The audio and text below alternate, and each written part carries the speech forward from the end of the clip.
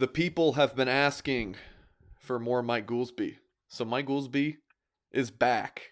Been working to get him back on our YouTube show and podcast. So uh, I'm actually glad, Mike, that we didn't have a Sunday show like we usually like to have because now we are reacting to Brian Kelly leaving the Notre Dame Fighting Irish football program. So first of all, before we dive into it with Mr. Goolsby, make sure you hit the thumbs up on this video.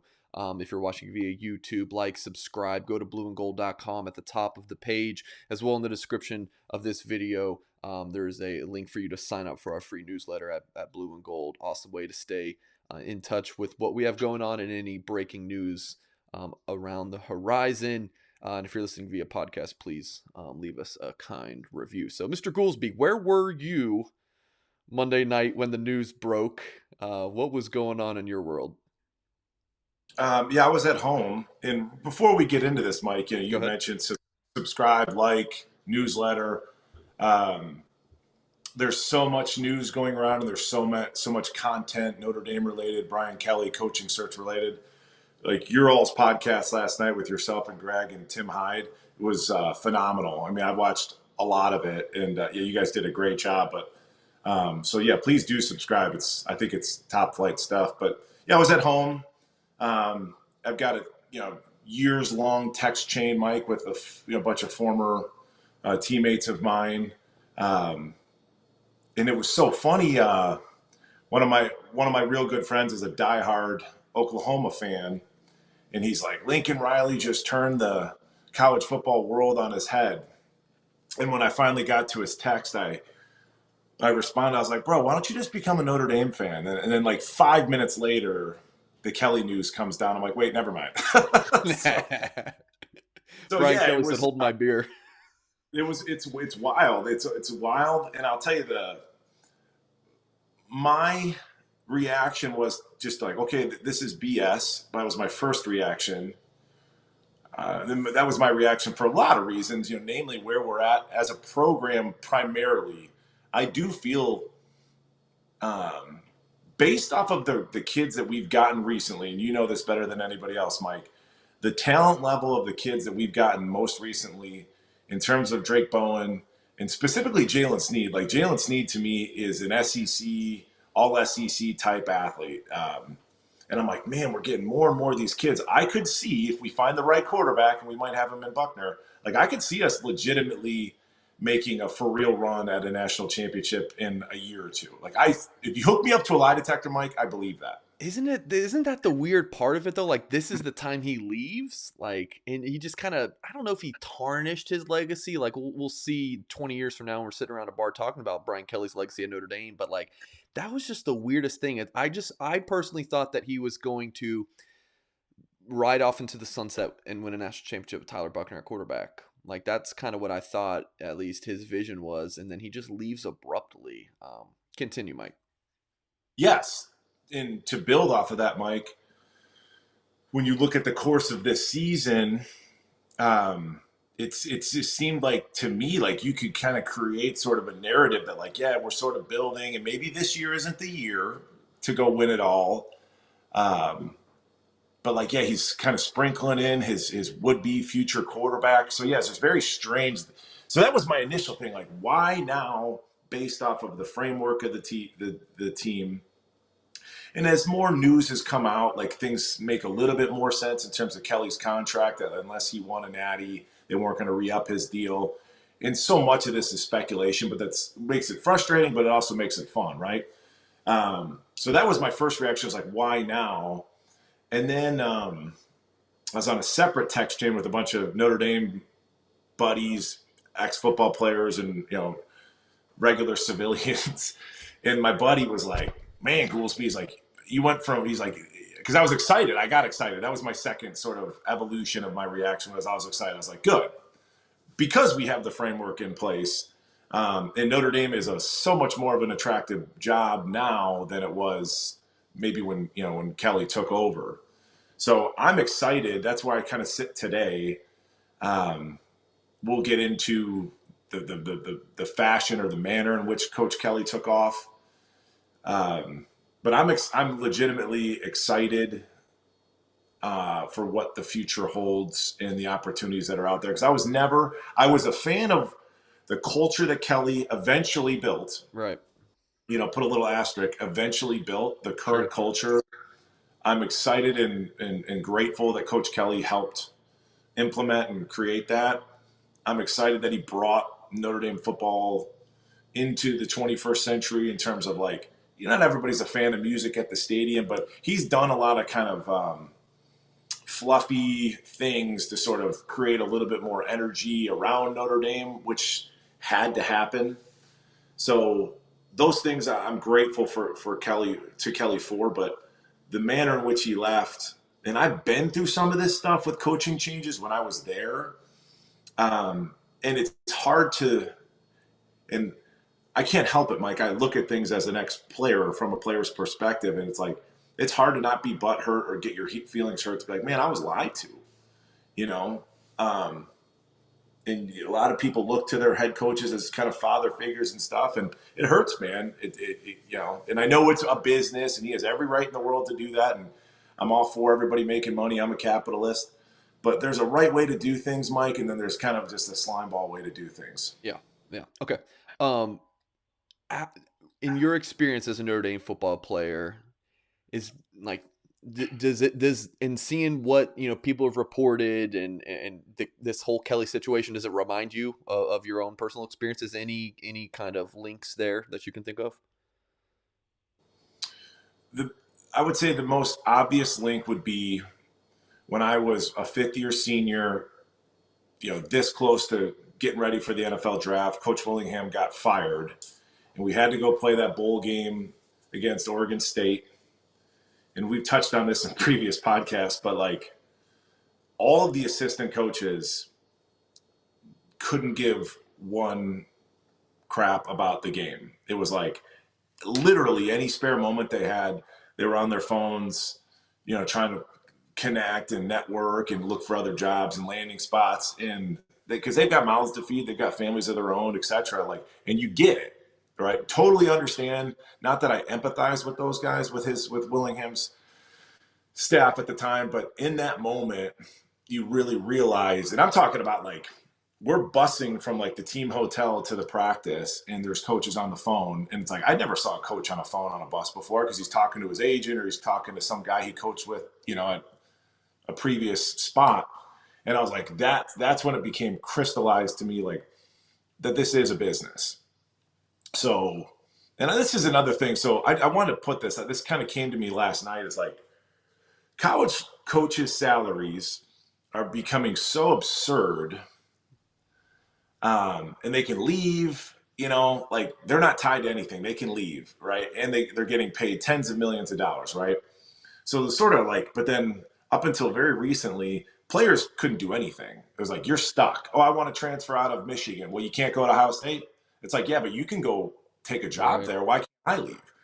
So then we created the transfer portal. You've got the NIL deal. We'll see what that ultimately turns into. But it's like, I feel like too much of this is going to take away from what makes college football so special, right? I mean, like the brand loyalty, it's special, man, and it's part of what makes college football so special. And it's almost like I feel like it's going to eat itself.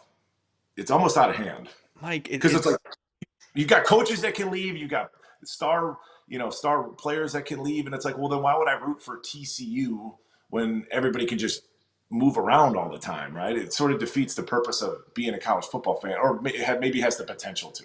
so a coach who gets to a new spot is not allowed to go and recruit off of another team, right? I mean, that's like tampering, very obviously. Like you can't do that, but I'm sure that kind of thing can happen through back channels. So like Lincoln Riley leaving Oklahoma for USC or Brian Kelly leaving Notre Dame for LSU, he could potentially that guy could bring players with him now. And that kid, there's a one-time transfer rule. Doesn't have to sit out. I mean, it's just it's the wild wild west. I didn't like a lot of these changes. I mean, some of them are good, but like And the there's a point, yeah, cost. There's a it's cost. there is a cost. We'll see what it ultimately turns into, decades from now, right? in terms of what college football becomes.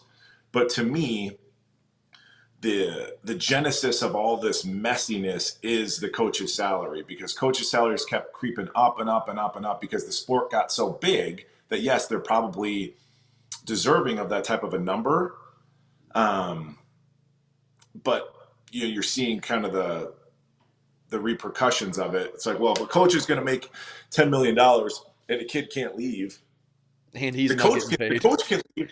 The same coach that recruited him and sat in his living room and told his parents that I'm going to protect him and I'm going to look out for him like a father. And that coach dips and that kid's stuck there holding the bag. Right. They changed the transfer rule, but I do really feel like and I haven't heard anybody say this, but I do feel like the genesis of all this wackiness came from the popularity of the sport and the coach's salary. But anyways, that's just something I wanted to interject here. Yeah. All right. We have some questions from our blueandgold.com message board that wanted to get to. Kind of touched on this. This is from Rockney 1988. He says, how surprised are you about Kelly leaving? And I really want to hear this part of it. Who do you go after? Like, who are some of your top names for the job, Mike? Oh, how fun, right? Speculation City. I think I was super surprised, like we touched on, but then that shock turned into excitement because I was never really a Kelly fan. I was a fan of what Kelly did for the program at large, but I'm not afraid. I wasn't a fan of his like conservative approach. I wasn't a fan of his lack of development with quarterbacks. Um, his sort of stubbornness, and you and I have talked a little bit about some kids being recruited this way or the other way. I didn't like his what I perceived as like arrogance. It just always turned me off. I don't like inauthentic personality, so I wasn't a huge fan of Brian Kelly as a man, but I do appreciate some of the things that he did for the program. And again, we're legitimately relevant now. So in terms of candidates, last night, and I think I put something on the message board, I thought that Luke Fickell would be the hire. He's whatever he is, 45 years old. Um, ex-player at a high level, has recruited at big-time programs. He's won. There's the connection between Cincinnati and Notre Dame, just like with Kelly. There's the connection to Marcus Freeman. So I was thinking, I guess in a dream scenario, Fickell's your hire, Freeman stays. And that's, if there's one thing that I think we all agree on and we'll probably focus on or center this podcast around, is that Freeman needs to stay. Freeman, to me, whether if he's not going to be the head coach, and maybe he winds up being the head coach, but he's the most important piece to this puzzle, bar none. And I say that solely based off of his ability to recruit, because he's a world-class recruiter. And I do think he understands Notre Dame. So if it's not going to be Fickell, it should probably be Freeman. And I'm not, but Freeman is a young guy. He's like 30, he's 35 years old. Not to say that he doesn't have the chops to be a Notre Dame head coach, but Notre Dame is a monster in terms of media coverage, alumni relations, all of those different responsibilities. And I'm not saying that he's not up for a task, but like, I'm sitting here now, Mike, I'm 39. I'm a completely different person, mature wise, wisdom, experiential wisdom, than I was when I was 29, right? So if you gave Marcus Freeman another 10 years to develop just holistically, and you'd hate to see Marcus Freeman potentially get this job, get a top 5 college football coaching job and not succeed. He has time. He has 30 years to continue to coach. And it's like, do you want to swing for the fences right now? That's his decision. He is. He wants the job for Well, sure. if he wants the job, then he should be your next head coach. This is what's going to happen for Marcus Freeman. There's 3 scenarios on the table that I see: Notre Dame head coach position, and I've reported a ton about that at blueandgold.com, including a nugget that I'll throw out to you guys Wednesday. I'm always meeting with Jack Swarbrick. So what that exactly looks like, is that a breakup meeting, or is that a you're getting the job meeting? Got no idea, but I know they're meeting tomorrow. So that's on the table though, for him to get the head coaching position at Notre Dame. LSU defensive coordinator, that's on the table. Plenty of reports that Brian Kelly is going after him. And then I've been told that Duke is going after Marcus Freeman. He's getting an upgrade somewhere, whether it's in absolutely pay, but he might be a head coach at Notre Dame or some Power Five, or he's going to end up at like an LSU and make a good bit more money because they'll unload the So race trucks for him. so I think if you kind of unpack those, so scenario A, he becomes the new head coach at Notre Dame. Scenario B, he goes to LSU. And I've heard it. Let me just try and stay on track because there's so many variables here, right? It's wild. If he were to go to LSU, I wonder how Marcus Freeman feels about Brian Kelly specifically today. Like, Sure. does he feel like the rest of us do? And what's also funny, Marcus Freeman's an ex-football player, like 5-star recruit, dude. Like he's probably closer in terms of like his wiring. I bet you he's wired almost more like a player, which makes him such a great recruiter. And he couple that with his age. I bet you Marcus Freeman, I hope he does anyway. I bet you he feels more like the players in that locker room do. Like, damn, Coach Kelly did us dirty. So then, but now I'm going to go work for him and then take, and the money talks, right? But then also, like, how would he feel a little slimy? Like, well, Coach Kelly did me dirty, but he's going to pay me, $3 million a year to go coach Sure. defense. I would like to think that he's a high character enough guy. And character is something that doesn't like, I know money matters and I know this is a business, but gosh darn, character has to factor in here. So, but then you mentioned like the Duke opportunity. On paper, that may make more sense because it's like you're going to make a ton of money. You're going to get head coaching experience at a similar program to Notre Dame, but you're not going to be under quite the same spotlight that you will here. Yeah. I understand Notre Dame fan out there if you're concerned about Marcus Freeman as the head coach because of the no head coach experience, but there's just something about him Totally. that he just has that it factor. Yeah, he might, it might benefit him to And bust his chops a little. Good. another variable to throw in there as we're just talking about this, like I heard somebody say, I think I read this on the message board. It's like, well, if we hire Fickle as our head coach, hypothetically, this is all hypotheticals. If we hired Fickle as our head coach, well, then we'd lose Freeman because he would go back to Cincinnati. And that seems like highly unlikely. Like he just left 9-10 months ago. And now he comes back as your I head could see coach. it. I could see it. Well, the other variable I wanted to bring up too is I think Marcus has 5 or 6 kids. He does. He's got a big, and they're all young children. And that factors into this. And again, I think he's a high character guy. I want to believe he's a high character guy. I think that you would have to take that into account that like, you uprooted your family once and then you're going to uproot them. You're going to uproot your family twice. And I know But money talks these things. Go ahead. if they're going to uproot again, Cincinnati's not a bad place to uproot because they're just going back home. Yeah. It's just a long vacation in South Bend. Yeah, that's the place you want to vacation, South Bend, Indiana. But yeah, no, that's it's a fair point. Well, it I goes don't think back to he's that. So, coached like, in the we're South saying either. it, Neither is Kelly. like we're saying tongue in cheek, like, oh yeah, South Bend isn't the place you want a vacation. And yeah, ostensibly it's not, but like, dude, um,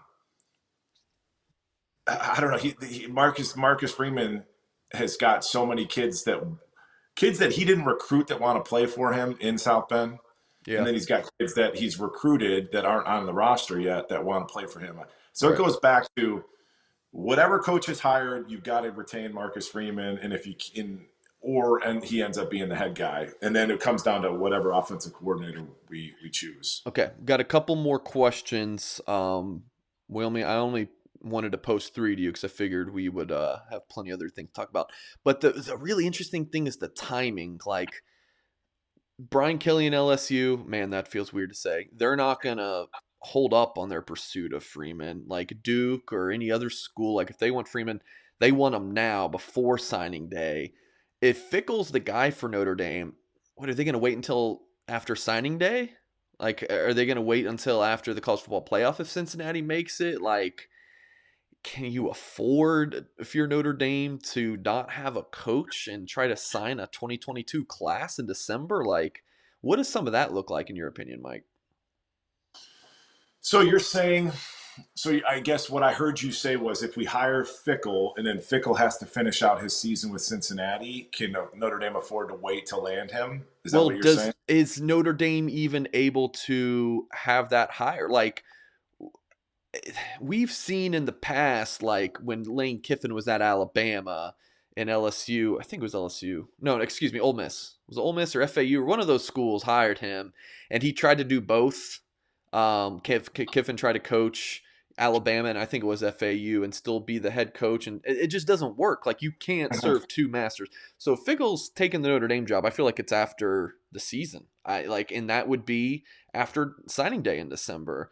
So that's where I'm like, man, if it's not Freeman and Jack Swarbrick really wants to take his time on this and have a whole national search, can you do that? Dude, signing days in 15 days. I mean, So this is all I can say. And I don't know if this answers your question, but this is my first thought that came to mind, Mike. Is like, does Luke Fickle really believe in his heart of hearts that they're going to go win a national championship at Cincinnati this year?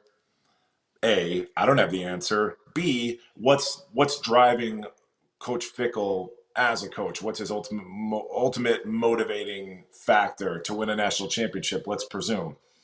What program gives him the best option or opportunity to do that? Is it Cincy or is it Notre Dame? It's unequivocally it's Notre Dame, right. right? And then the third kind of piece is like, does Coach Freeman, do the Notre Dame players think that like this is their year if they somehow, and it could definitely happen that they could make it into the playoff this year? Do they think that this is the year that they could win a national championship? I would say A, Luke Fickle probably doesn't believe in his heart of hearts that he can win this year, and then C, I don't think that Notre Dame can win a national championship this year. I've said that a few times on this podcast. I think we're so close, and like I said, in a year or two, I think that Freeman hopefully can see that. So maybe Freeman serves as your interim head coach, and then he's going to bring his boy Fickle back over, and Freeman stays at the DC, and then Fickle comes on, or you name Freeman your head coach, and off we go. Okay. I There's so many variables, Mike, and like I Yeah. said, I don't know if that answers the question. Yeah, it works. Yeah. I mean, another variable in this is how does the college football playoff committee, which we're recording this before we get the ranking on ESPN, but like how do they view Notre Dame now without Brian Kelly? Like, just it's fascinating. Okay, It speaking of doesn't Kelly, matter. I don't think, like I said, I don't think it matters. I don't think that nobody, I don't think before the season happened, before the injuries at offensive line, but I mean, dude, go back to the beginning of the season. It was a gong show. It was a yeah, Chinese fire drill, and we kept winning. And that's a testament again to Brian Kelly's culture that he helped cultivate. But I don't think that any Notre Dame fan thought that like legitimately would have bet money that maybe some people did, but that we would be 11-1 at this point. So I feel like that this whole thing has kind of been a blessing. It's been an opportunity to develop young talent. It's going to serve us well into the future. So we're just sort of priming the pump right now. So I don't care what happens. Me personally, Mike Goolsby doesn't care what happens. I'm speaking in the third person. I sound like an old coach I used to have, Coach Willingham. But I don't think that this year the playoff results, et cetera, should be the deciding factor. I don't. I think we're so close, Mike, to getting over that, kind of closing that talent gap and just close it. Like we're there talent wise. I think the next 2 years really is should matter most to the decision makers at ND, and whatever the committee decides, so be it. I don't care so much about this year. I okay. don't. All right. Crucify. Going back to Kelly, question from Arrowfan624. How poorly did Kelly handle the exits? Touch on this earlier, Mike. Have at it. I know you're fired up about this topic. Yeah, you're gonna try and line me up, and I may take the bait. Uh, I just think it was. I mean, classless was the word that comes to mind, and how ironic because I think Kelly, talks about being elite, and I think he sort of presents himself as this classy guy. They interviewed him. I think it was Fox interviewed him after he had surpassed Coach Rockney as the all-time winningest coach, and he was like, what did you do? He's like, well, I went home and had a glass of wine. It's just like, I just don't feel like that. I think that Coach Kelly pretends to be a classy guy, and I just he was never super relatable to me, and I use the term he just wasn't an endearing person. And I'll say this too, like and this I've shared this with a lot of my football friends and Notre Dame friends. Like after we lost, like we got our doors blown off by like Miami. We've lost in so many big games over and over again, and there's a huge knock on Kelly's, like you said, legacy. I would come out of those games and be like, man, we're a fraud. And maybe that's a reflection of the head coach. Maybe Kelly was a fraud. It's just in terms of like the way he presented himself and the things that he pretended to be about. Um, it's just it's kind of gross, dude. Like you hung all your assistants out to dry. You got all those kids, and I don't know if there's a right way to do it, Mike. Yeah. And I don't know if the story leaked, and then he didn't have the opportunity to go about it in a classier way. But um, it was just really distasteful. It was kind of gross. But again, that's can be sometimes the nature of this business. Yeah. That's the And one thing. Like, nothing's sacred anymore, Mike. That's what it comes down to, bro. It's just like nothing. Um, it's just it was unfortunate, and I don't talk about people's money. I mean, it's none of my business, but like it's a lot of, like you said on your podcast not last night, like he's already got an insane net worth, but now how do you turn down $15 million a year? I don't know, maybe your character comes into play. I I can't speak for the man. Like, that's his money. But like for me, if I were in his shoes, which obviously I'm so far from those shoes, but like at some point you've got so much money in your 60, what, how old is he? 61, 62. Like, how much more money do you need at that point? It's got to be about your legacy. And if you win a national championship at Notre Dame and how long he's been there, he's a legend. And now he's, a hated figure. It's But that's also but that's that in not and I'm not defending him at all, but I'm just being a contrarian here. So you've mentioned legacy, and I could tell you in terms of like my life, legacy definitely matters. Like my relationships that I build with my customers at work and my coworkers and my friends and the kids that I train, like it matters to me. I want to have a lot of people at my funeral one day. Like it's stuff. It matters to me. Money doesn't matter as much to me. Like it's important, right? But it's not like, so maybe to Kelly, maybe legacy is a fewer notches down on his list of priorities, and maybe money is the key. I don't know what he's going to be like in LSU. I mean, SEC football is different. The South has their own culture, and like LSU is like the poster child for like um, grimy Southern football. I mean, it's going to be I think it's going to be dude, a he's never big. coached down there. Like, Oh, it's going to be a who does even huge. barely recruit in Louisiana, dude? It's gonna be a different world. Dude. Notre Dame does not recruit like that. Those kids in like Mississippi, like those super Southern boys. I mean, they have one kid in Mississippi, I think, in Kelly's tenure, and it's a kid from the Memphis area. Like, it's not even like Mississippi, Mississippi. Yes, yes, and coupled with the fact that um, the coach that's leaving, Coach Orgeron, was beloved by the fan base. He was one of their own, was beloved by his team.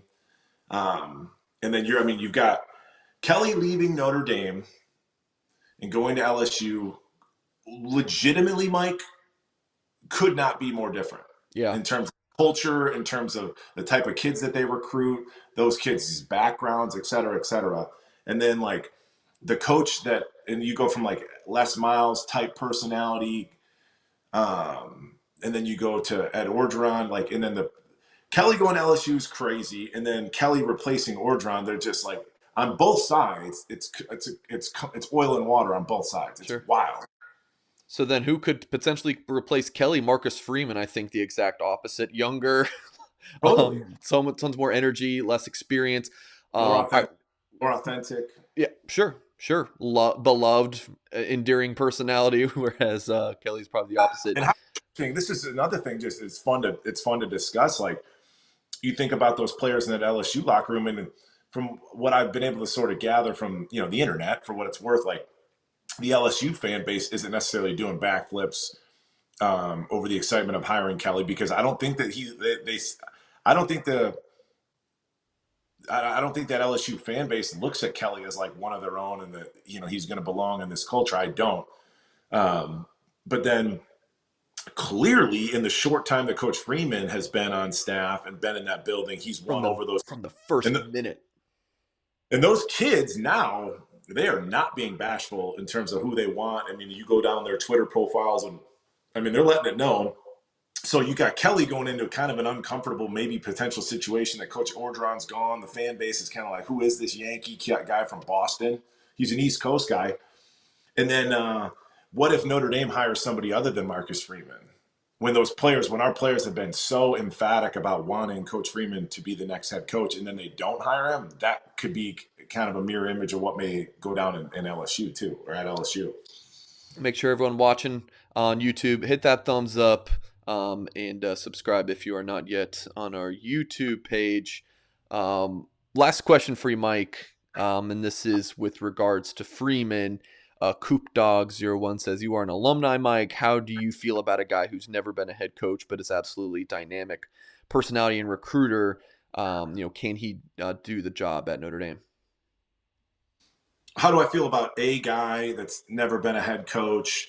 If we're just talking in a general sense, you're a little bit hesitant because Notre Dame is such a monster and it's so unique in terms of what those like. I played for Coach Davey, who was a great X's and O's football coach.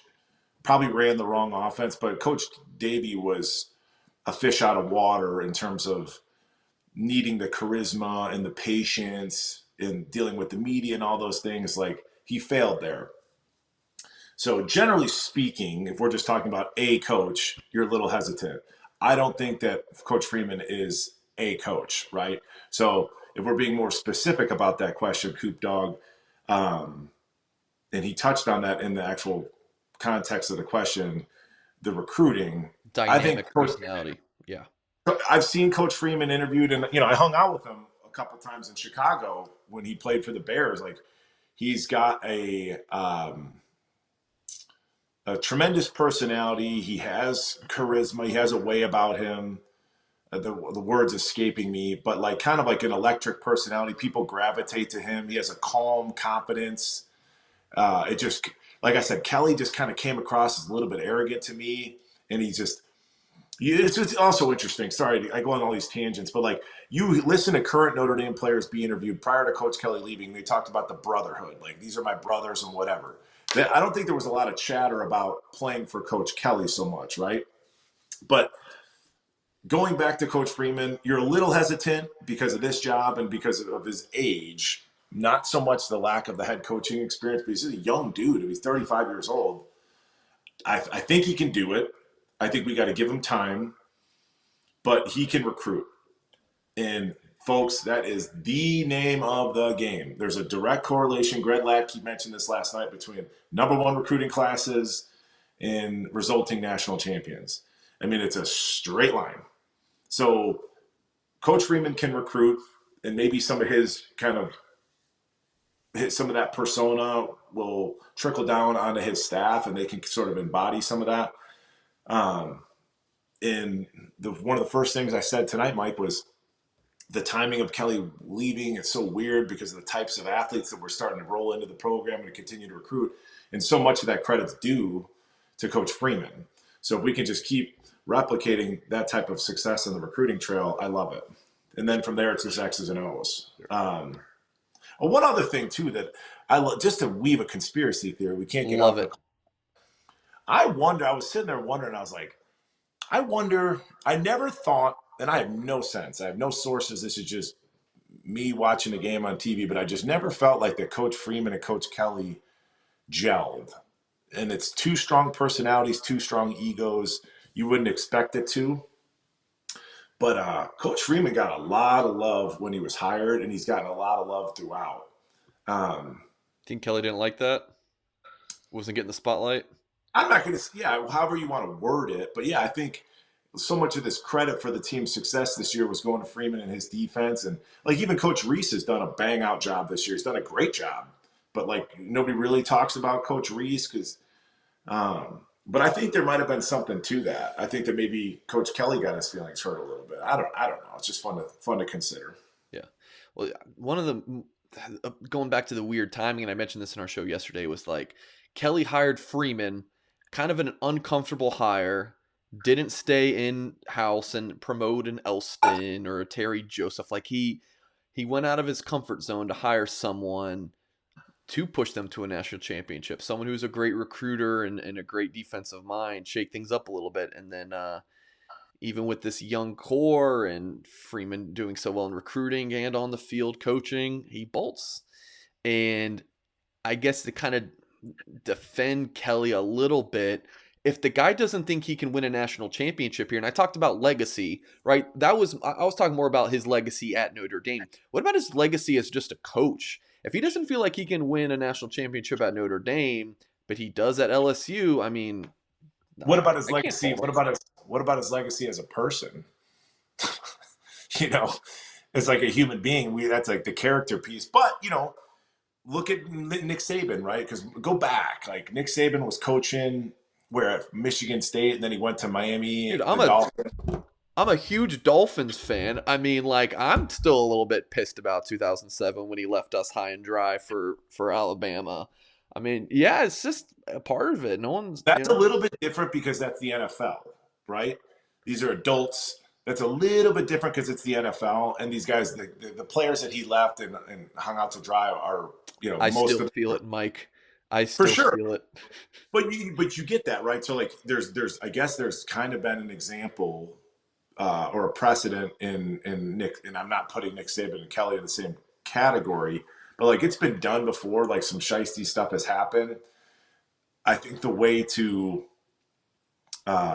remedy like a tarnished legacy or a tarnished image of yourself is to win. Now, will he be able to win at LSU? A, I'm skeptical, and B, I don't know if he cares because he's still going to cash those checks. I'm very skeptical as well. But all right, Mr. Goolsby, appreciate your time on this show. We'll certainly have Mike back on very soon. Make sure you hit that thumbs up. Appreciate you guys. Make sure to go to blueandgold.com for all of your Notre Dame Fighting Irish football coverage, and we will catch you next time.